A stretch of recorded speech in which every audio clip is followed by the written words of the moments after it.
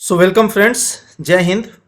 तो साल 2022 का मार्च आ जाएगा और जैसे ही 31 मार्च आता है तो हम लोग एक फाइनेंशियल ईयर क्लोज होता है और तब हमें टैक्स फाइल करना पड़ता है। ठीक है, तो उसी को लेके आज मैं वीडियो बना रहा हूँ कि हम टैक्स सेविंग कैसे कर सकते हैं जेन्युइनली लीगली।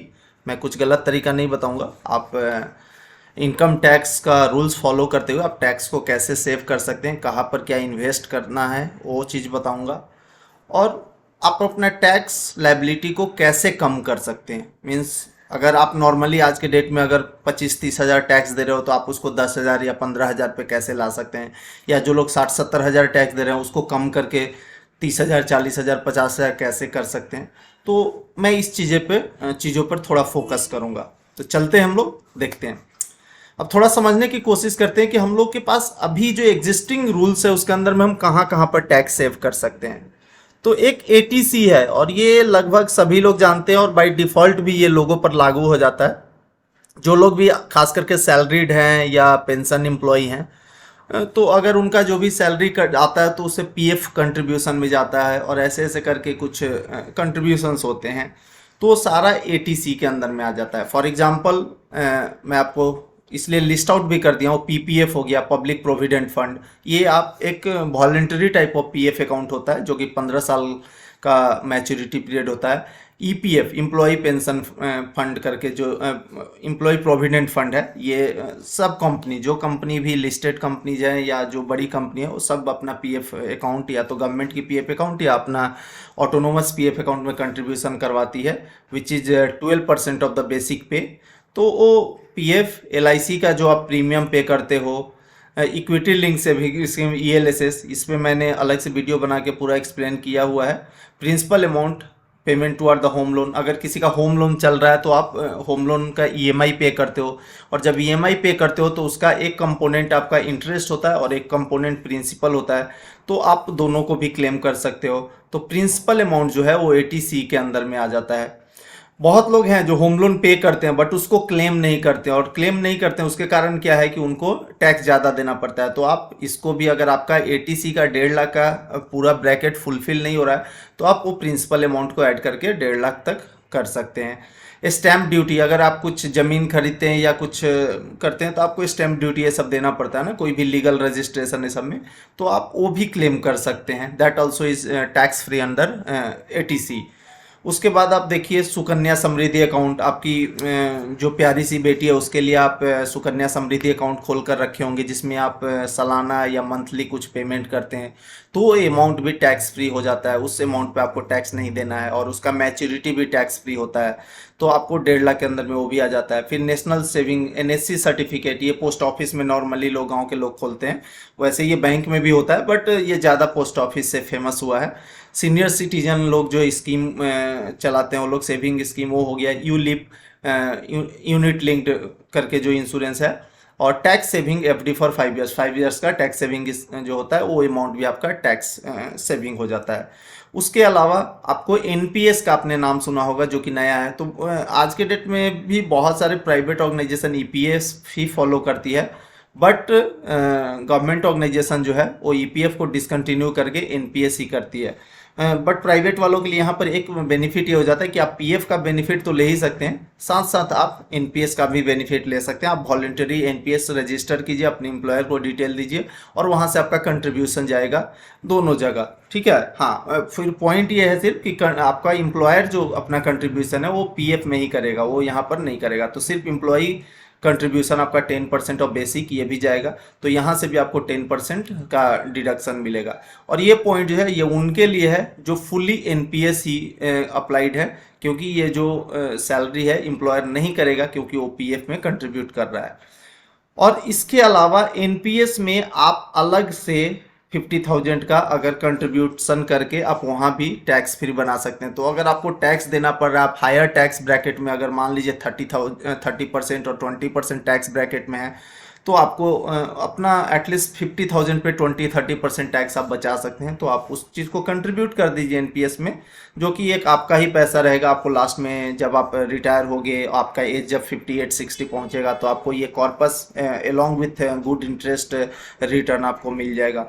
तो ये भी एक अच्छा इंस्ट्रूमेंट है आपको एनपीएस, जो 50,000 विच इज एबव, ये 1.5 लाख के बाहर है, तो ये एक अपने आप में एक बेनिफिट है। इंटरेस्ट जो आप मैंने बोला था कि होम लोन का जो आप ईएमआई पे करते हो तो उसका दो कंपोनेंट होगा, एक प्रिंसिपल अमाउंट होगा जो कि एटीसी के अंदर में है, और एक इंटरेस्ट पार्ट जो है वो आपका नॉर्मली आता है। और सबसे बड़ी बात यह है कि आपका कितना भी बड़ा होम लोन हो, आपका इंटरेस्ट पे कोई लिमिट नहीं है, no limit on the actual basis, जो आप एक्चुअल पे इंटरेस्ट पे करते हो वो होगा। दूसरा चीज़ है, अब सवाल होता है कि हम जो ईएमआई पे कर रहे हैं तो उसमें से कितना मेरा इंटरेस्ट और कितना प्रिंसिपल है, तो उसका आपको टेंशन नहीं लेना, आपको कुछ नहीं करना है। आपको एक छोटा सा एप्लीकेशन अपने बैंक को देना है, जनवरी फरवरी मार्च आप जब भी दे दो, आपको सेम डे या नेक्स्ट डे आपको बैंक एक स्टेटमेंट दे देती है, उसमें पूरा डिटेल होता है कि आपने पूरे साल में कितने इंटरेस्ट पे किए, कितने प्रिंसिपल पे किए हो, तो आप वहाँ से ये चीज़ भी क्लेम कर सकते हो। तो आप सोचिए, अगर किसी का कोई 30% 20% ब्रैकेट में है और वो साल में 2 लाख 3 लाख अगर वो इंटरेस्ट पे कर देता है, तो डायरेक्टली वो 2 लाख 3 लाख तो अपना नॉन टैक्सेबल बना के 2 लाख पे अगर आप 15% देखो तो 30,000 बचता है ना। तो इस तरह से आप अपना टैक्स सेविंग यहाँ पर भी कर सकते हो। होम लोन का प्रिंसिपल अमाउंट जैसे कि मैं बोला यहाँ पर है एटीसी 1.5 लाख तक कैपिंग है। और एक और होम लोन ये 24 सेक्शन 24 के अंदर भी है, आइदर 2 लाख और 30,000। आपको 2 लाख नॉर्मली कैपिंग है इस सेक्शन 24 के अंतर्गत, और दूसरा 30,000। 30,000 किस केस में है, अगर आपका घर 1 अप्रैल 1999 से पहले लिया हुआ है, या लोन आपने इसके बाद लिया है लेकिन आपको 5 साल तक आपको घर का हैंड ओवर नहीं हुआ, उस केस में आपको ये आपको 30,000 ही कर पाएंगे।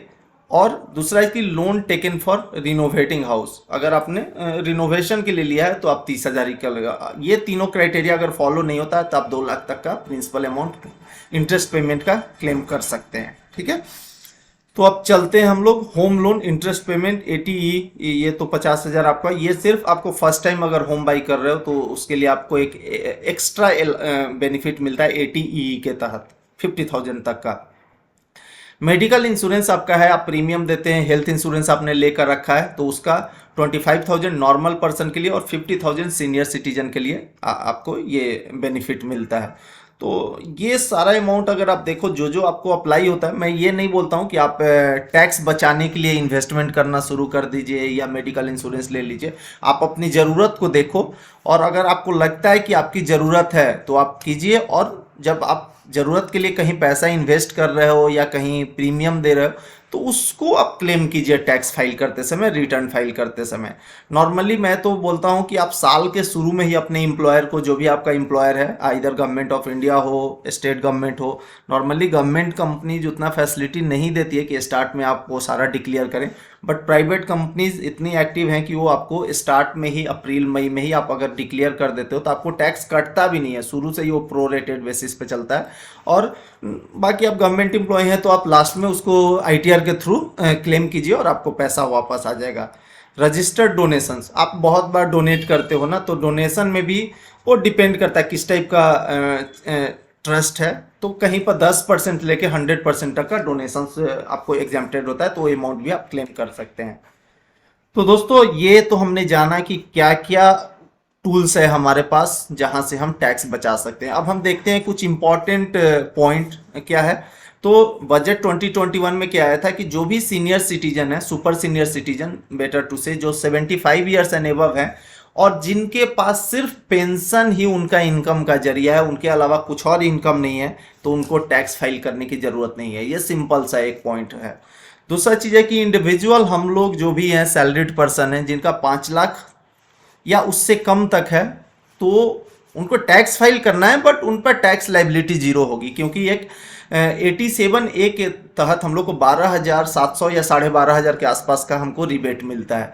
तो आप देखोगे कि 2.5 लाख का अगर जो 5% कैलकुलेट करोगे तो वैसे कुछ आएगा। ठीक है, अब आते हैं हम एडिशनल, आपको जो भी इनकम टैक्स आता है उस पर 4% का सेस भी लगता है।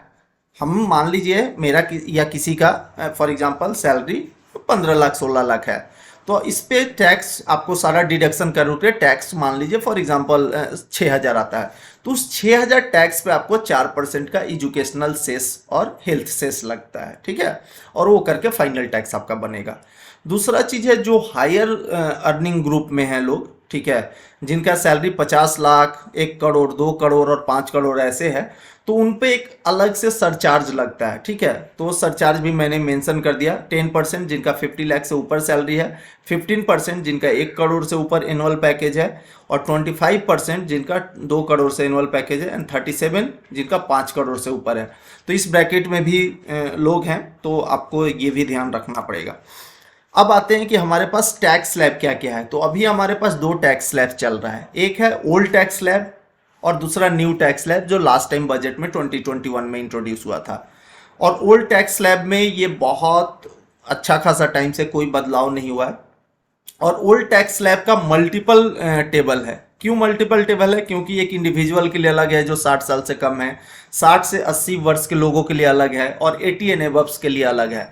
तो थोड़ा सा ही ट्विकिंग किया गया है, बट 3 टेबल हैं, तो मैं तीनों आपको एक्सप्लेन करता हूँ। जैसे अगर जो 60 ईयर से कम है तो उनका 2.5 लाख तक नील, मतलब कोई टैक्स नहीं। जो लोग 2.5 लाख से कम है उनको कोई टैक्स नहीं है। बट मैं रिक्वेस्ट करूंगा कि आपको टैक्स नहीं देना है तो भी आप टैक्स फाइल कीजिए, ठीक है, क्योंकि आप टैक्स फाइल करते रहते हैं ना, तो आपको आईटीआर रिटर्न, तो आगे चल के वो लोन ये सब अगर कुछ ज़रूरत पड़ता है तो वहाँ पर आईटीआर रिटर्न कंपनियां मांगती हैं और वो आपको हेल्पफुल होगा।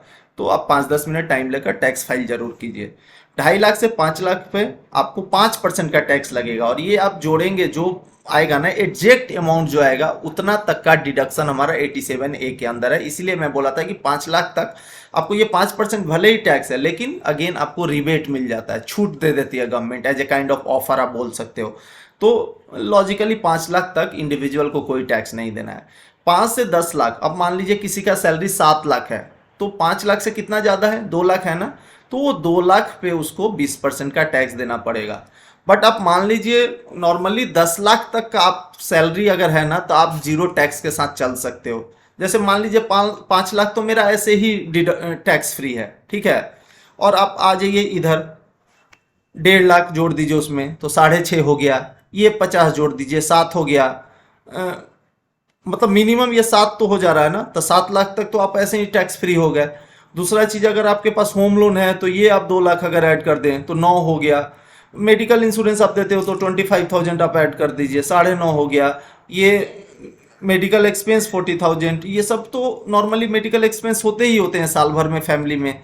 तो आप ऐसे करके आप देखोगे ना, तब अगर आप प्लान करके चलोगे तो 10 लाख तक का आपका इनकम भी अगर है तो आप जीरो टैक्स के साथ लॉजिकली और लीगली आप चल सकते हो, ठीक है। तो अगर आप और भी कुछ आइडिया चाहिए होगा तो आप कमेंट कर सकते हैं, उस पर मैं डिटेल बता दूंगा पर्सनली। बट हाँ, ये मैं दावा करता हूं कि 10 से 11 लाख तक इनकम पर भी लोग जीरो टैक्स के साथ चल सकते हैं, ठीक है। अब आते हैं 60 to 80 ईयर्स के लिए थोड़ा सा चेंज है। जो यहाँ 2.5 लाख था ना, ये 3 लाख कर दिया, ठीक है, और नील, और 3 से 5 के लिए। बट लॉजिकली देखा जाए तो ये और ये में कोई डिफरेंस नहीं है। क्यों डिफरेंस नहीं है? क्योंकि यहाँ भी 3 से 5 लाख का जो आएगा ना इंटरेस्ट, वो आपको क्या होगा, वो ऑटोमेटिक रिबेट मिल जाएगा। और थोड़ा सा रिबोट यहाँ से भी मिल जाएगा, क्योंकि मेरे पास बोला था ना 12.5 लाख, क्योंकि 2.5 लाख पे जो 5% होगा, यहाँ तो 2 लाख पे 5% है।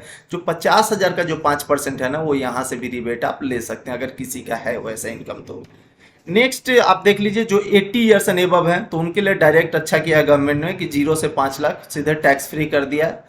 और उसके बाद 5 से 10 पे 20% है, और ये है। और ये चीज़ मैंने आपको लिख दिया कि 5 लाख तक कोई टैक्स नहीं देना पड़ेगा, एडिशनल 4% लगेगा, और 10% इनकम टैक्स आपको सरचार्ज के रूप में 15%। ये सरचार्ज मैंने चार्ज जो वहाँ लिखा था वही चीज़ है, ठीक है। 10%, 15%, 25% और 37%, ये 4 सरचार्ज के ब्रैकेट हैं। तो दोस्तों, शायद आप हमारा ओल्ड टैक्स स्लैब क्या है वो आप समझ चुके हैं।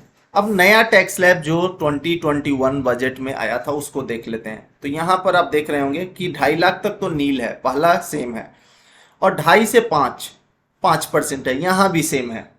यहाँ भी कोई डिफरेंस वैसे देखेंगे तो नहीं है। अब डिफरेंस कहाँ है आप देख लीजिए, यहाँ 5 के बाद सीधे 20 और 30% का ब्रैकेट था तीनों में, यहाँ वहाँ पर भी, इसमें भी और इसमें भी। सो 5, 20 और 30% था। यहाँ पर आप देख रहे होंगे कि 5 के बाद इन्होंने एक 10% इंट्रोड्यूस किया 5 से 7.5 लाख वालों के लिए।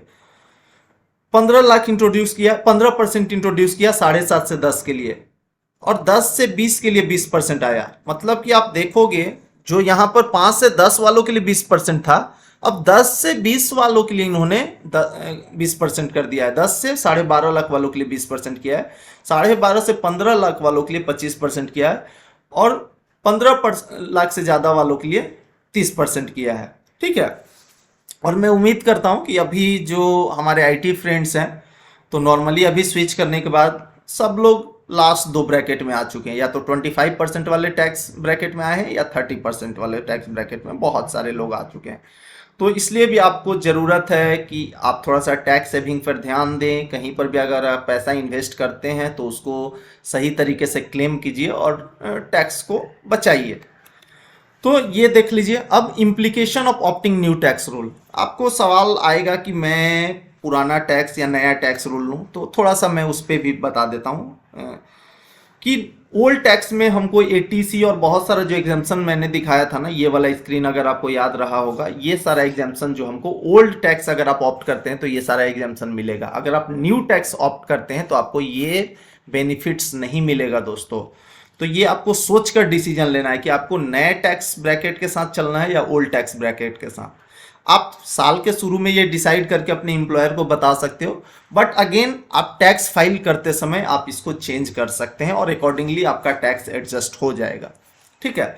तो क्या क्या टैक्स हम नहीं लेंगे, तो देखिए list of common exemption and deduction not allowed in the new tax. आपको LTA, lift travel, house rent allowance, conveyance allowance, daily expense, relocation, helper allowance, child education, आप चाइल्ड के एजुकेशन पे जो कॉस्ट करते हैं वो नहीं मिलेगा। Special standard deduction on salary, जो 40,000 का स्टैंडर्ड डिडक्शन मिलता है ओल्ड टैक्स रिजिम में, वो भी नहीं मिलेगा।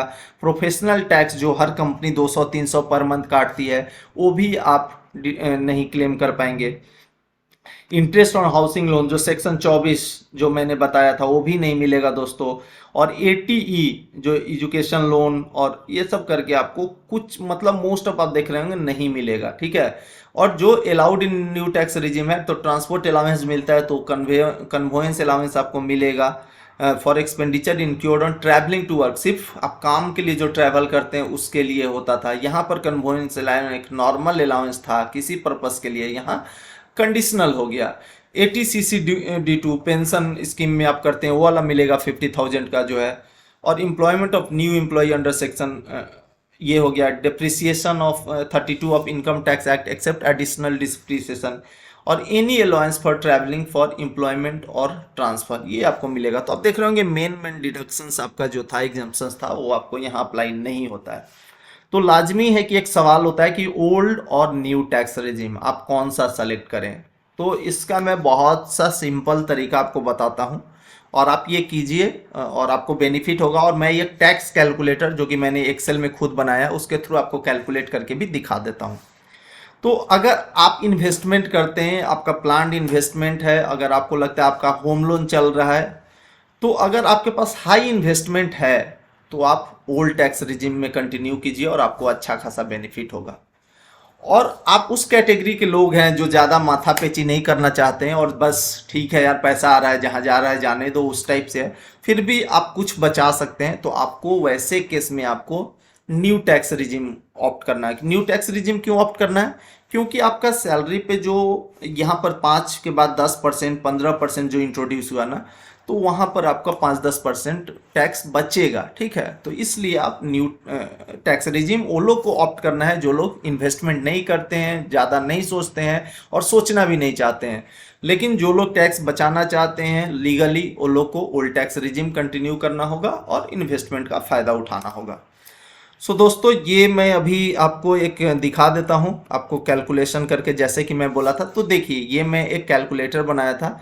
ये मेरा बी जो है ओल्ड टैक्स रिजिम में क्या टैक्स आएगा और ये न्यू टैक्स रिजिम में। मैंने फॉर एग्जांपल 10 लाख का सैलरी रखा है, इसको आप 9 लाख, ये मैं कैलकुलेटर का लिंक दे दूंगा। आप इसमें वैल्यू आपका जो भी सीटीसी आप चेंज करेंगे वो वैल्यू आपको कैलकुलेट करके दिखाएगा। सो दोस्तों, मैंने फॉर एग्जांपल यहाँ सब कुछ फुल एंड फाइनल ले लिया है कि इतना मैं यूज कर ही रहा हूँ। तो आप देख रहे होंगे कि लास्ट में यहाँ पर सब कुछ करने के बाद इसमें मेरा 44,200 का टैक्स आ रहा है, मतलब 10 लाख वाला। मैं कुछ डिडक्शन अभी नहीं यूज किया, नहीं तो इसको टैक्स फ्री भी किया जा सकता है। ठीक है। पर आते हैं, ठीक है, एक नॉर्मल पर्सन को लेके मैं बनाया है। तो और दूसरा, न्यू टैक्स रिजिम में चूंकि आपको ये कोई डिडक्शन मिलेगा नहीं, तो आपको 78,000 का टैक्स बनता है। तो देखिए, सिर्फ आप टैक्स आप कौन सा ऑप्ट कर रहे हो उसके बेसिस पे आपको 33,800 का डिफरेंस हो रहा है। इसलिए मैं बोला ना कि अगर आपका डिडक्शंस है, आप ऑलरेडी कुछ कुछ डिडक्शन अवेल करना चाहते हो और चल रहा है, तो आप always go for old tax regime. दूसरा, मैंने एक और टैब रखा है, इसमें देखिए मैंने क्या रखा है। मैं यहाँ 10 लाख रखा और उन लोगों के लिए रखा, मान लीजिए जो कोई टैक्स नहीं, इसलिए देखो मैंने ये अमाउंट को सारा जीरो कर दिया। मान लो कुछ इन्वेस्टमेंट नहीं करता, कुछ नहीं करता, एटीसी में कुछ तो पीएफ उएफ आ ही जाएगा, बट ठीक है, वो भी मैं फॉर टाइम बीइंग नहीं रखा हूँ, ठीक है।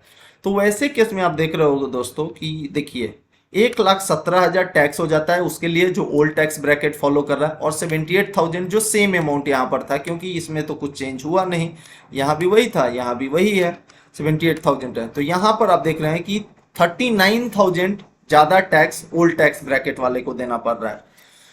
तो टेक अवे इस वीडियो से टेक अवे यही होगा आपके लिए कि जो लोग ज़्यादा से ज़्यादा इन्वेस्टमेंट कर रहे हैं, कहीं ना कहीं उनका पैसा जा रहा है, होम लोन चल रहा है, तो आप ओल्ड टैक्स रिजिम में कंटिन्यू कीजिए। और जो लोग फ्री माइंड कुछ नहीं करना चाहते हैं और टैक्स भी नहीं बचाना चाहते हैं, मतलब इन्वेस्टमेंट नहीं करना चाहते, बेसिकली आप अभी आज का ज़िंदगी जीना चाहते हो, वो भी सही तरीका है लाइफ जीने का, तो आप न्यू टैक्स रिजिम में कंटिन्यू कीजिए, वहाँ भी आप कुछ सेविंग कर पाएंगे।